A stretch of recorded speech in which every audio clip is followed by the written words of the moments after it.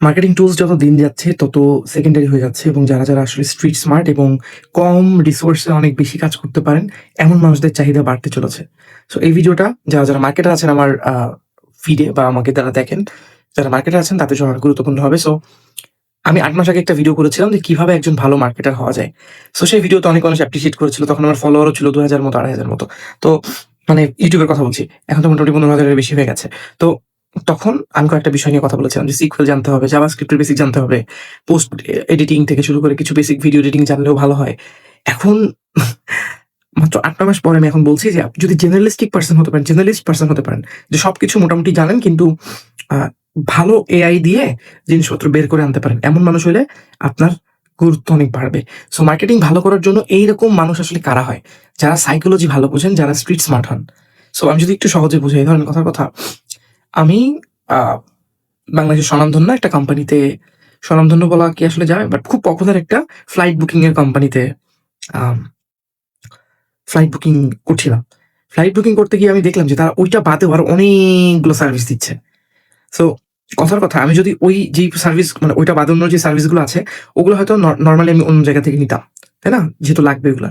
But আমি দেখলাম ওদের এখানে এই জিনিসটা পাবো। সো আমি চেষ্টা করব না ওদের সাইটটা থেকে বের হওয়ার। হ্যাঁ? এখন অবশ্যই কিছু স্পেশালাইজড D2C ব্র্যান্ড থাকে যারা একই টাইপের প্রোডাক্ট নিয়ে কাজ করে, তাদের জন্য চাইলেও সব ধরনের প্রোডাক্ট ইন্টিগ্রেট করা Amazon হওয়া পসিবল না। বাট একই নিশের অনেক এমন প্রোডাক্ট আছে যেগুলো আপনি ইনক্লুড করতে পারেন আপনার ওইখানে। এক্সাম্পল যদি আমি দেই, ধরুন কথার কথা, আপনি এমন একটা ব্র্যান্ড যে বাচ্চাদের ফুড নিয়ে কাজ করেন। সেরেল্যাক, তারপর সেরিগ্লো এই টাইপের প্রোডাক্ট নিয়ে কাজ করেন। আপনি কিন্তু চাইলে ওইটায় বাচ্চাদের বেবি ওয়াইপস বের করতে পারেন আপনাদের ব্র্যান্ডে। মানুষ কিন্তু কিনবে। আপনি কিন্তু চাইলে প্যারেন্টিং কোর্সও আপনার ওখান থেকে বের করতে পারেন। আপনি কিন্তু চাইলে বাচ্চাদের বিভিন্ন ক্রিম বিক্রি করতে পারেন। আপনি কিন্তু চাইলে বাচ্চাদের বেসিক সাপ্লিমেন্টের বাইরেও ডায়াপার নিয়েও কাজ করতে পারেন। ইভেন আপনি অন্য ব্র্যান্ডের গুলো আপনার ওখান থেকে বেচেন।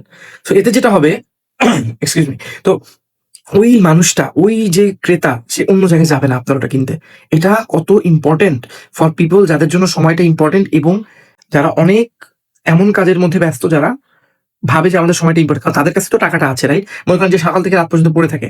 যার জন্য প্রত্যেক, মনে করেন সে এরকম একটা ফেলবে। এমন মানুষ তো আপনার কাস্টমার না। তার কাছে টাকা নাই। সো যাদের সময়ের দাম আছে, এদের কাছে টাকা আছে। তো তাদের পকেট থেকে টাকা কিভাবে বের করা যায়? এখান থেকে যদি রিভার্স ক্যালকুলেশন করা যায় হালাল ওয়েতে, প্রপার ওয়েতে, মিথ্যা কোনো কাজ করে না, তাহলে সেই মার্কেটার ভালো করতে পারার চান্স অনেক বেশি। যেমন খুব সিম্পল একটা জিনিস যদি বলি, আমার সামনে যদি এমন অনেক পেজ আসে যেই পেজে কমিউনিকেশন অনেক বেশি ভালো না হইলেও, অ্যাকসেন্ট খুব বেশি ভালো না হলেও ওদের পেজে একটা ভেরিফিকেশন টিক আছে, ভার্সেস একটা পেজ যে খুব পলিশ ভাবে কাজ করতেছে কিন্তু তার ফলোয়ার ২২ টা, যার কোনো ভেরিফিকেশন টিক নাই, যার প্রপার একটা বায়ো না, একটা ওয়েবসাইট নাই। ওয়েবসাইট, ভেরিফিকেশন ব্যাচ এবং authentic content will inspire me more, বা উইল মানে help me to take the buying decision more. So pixel, বিভিন্ন জিনিসপত্র অনেক কিছু শেখার আগে প্রথম কাজ হচ্ছে মার্কেটে যেয়ে ঘোরাফেরা করেন। কোন একটা দোকান, কথার কথা, আপনার এলাকায় খুব বেশি মানে মানে জাঁকজমকপূর্ণ না, কিন্তু দেখবেন ওই দোকানে দিয়ে পারছে না, এমন বেশি বেচাকেনা হচ্ছে। অন দি আদার হ্যান্ড আরেকটা দোকান অনেক বেশি জাঁকজমকপূর্ণ, অনেক কিছু তারা করতেছে কিন্তু কোনোভাবে বিক্রি হচ্ছে না। এবং ওই জায়গায় দেখবেন যে আরো লোক আসতেছে, কেউই কিছু করতে পারতেছে না। সো এই ব্যাপারগুলো নিয়ে একটু ভাববেন, ভাবলে আপনার মার্কেটিং ব্রেনটা শার্প হবেন। কেস স্টাডি দেখবেন এগুলো নিয়ে, জিপিটির সাথে কথা বলবেন, তাহলে ফিউচার অফ মার্কেটার্স আমার কাছে ব্যক্তিগতভাবে মনে হয় উইল বি বেটার। যদি আপনি আরো বেসিকে চলে যেতে পারেন যে ঠিক আছে একটা সেলস কিভাবে হয়, একটা মার্কেটিং আসলে কি, মানে মার্কেটিং এর বাংলা তো বিপণন। বিপণন করতে গেলে কোন ফ্যাক্টর গুলো বেশি কাজ করে, এরকম অনেক জিনিসপত্র নিয়ে যখন আপনি এক এক করে কাজ করতে থাকবেন, আমার বিশ্বাস তখন আপনি আরো বেটার করবেন। এবং সাইকোলজি নিয়ে পড়াশোনা করার সময় আপনি কিন্তু মিসির আলীর বইও পড়তে পারেন।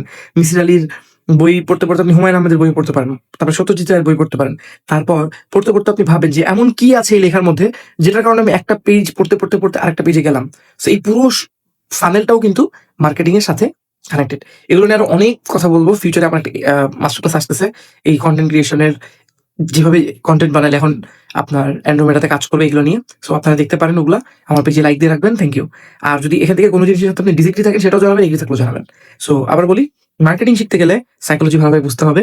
কি চান, কি করতে চান, এগুলো প্রপারলি বুঝাইতে পারা ইজ ইম্পর্টেন্ট। তার জন্য অনেক বেশি জিনিস দেখতে হবে এবং রিলেট করতে হবে রিয়েল লাইফের সাথে। আমাদের সামনে জিনিসপত্র থাকে বাট আমরা দেখতে পারি না।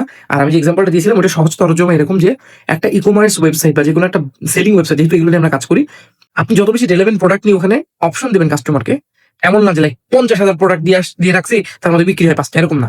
লাইক 20টা প্রোডাক্ট আছে কিন্তু 20টা প্রোডাক্ট একটা একটার সাথে কানেক্টেড। সো এটা থেকে বের হতে পারবে না। এইটা দিলে দেখবেন কাস্টমার অটোমেটিক্যালি অনেক বেশি অর্ডার করবে।